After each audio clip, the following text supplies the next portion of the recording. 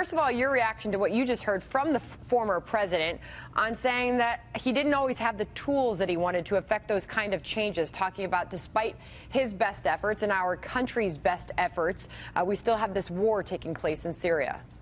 Let's just look at what he said in the context of those people that are surrounding Donald Trump at the NATO conference. The thing he has in common with them, they're all white. After that, believe me, the problem he's got with them, most of them lack moral and national will to defend their own people. It's actually shameful what has taken place with NATO. ISIS has successfully conducted 32 attacks against 8 NATO countries, killing hundreds of NATO citizens.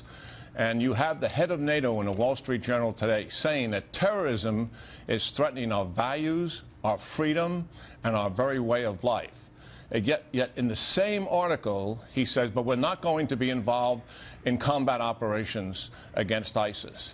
That is fundamentally a lack of will.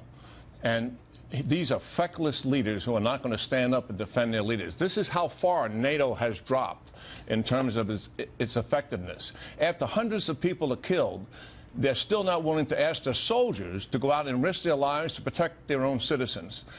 That is the problem that Mr. Trump has with NATO. While he has financial issues with them, to be sure, they're not taking up the burdens financially of supporting the alliance.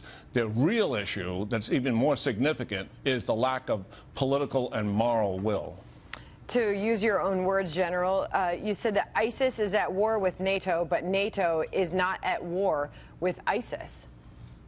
Yeah, absolutely. ISIS is intending, as all radical Islamists are doing, to destroy the international world order as we know it.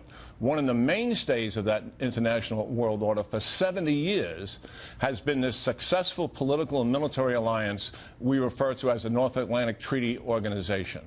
But the leaders we have today are mere shadows of the leaders we used to have. They're not serious. They're not willing to come to grips with the world as it truly is. ISIS formed its sanctuary, Sandra, in 2012. It grew from several hundred to 30,000 fighters when they invaded Iraq in 2014. That sanctuary, that safe haven in Syria should have been crushed over 2 years ago, and it still exists today. It's shameful.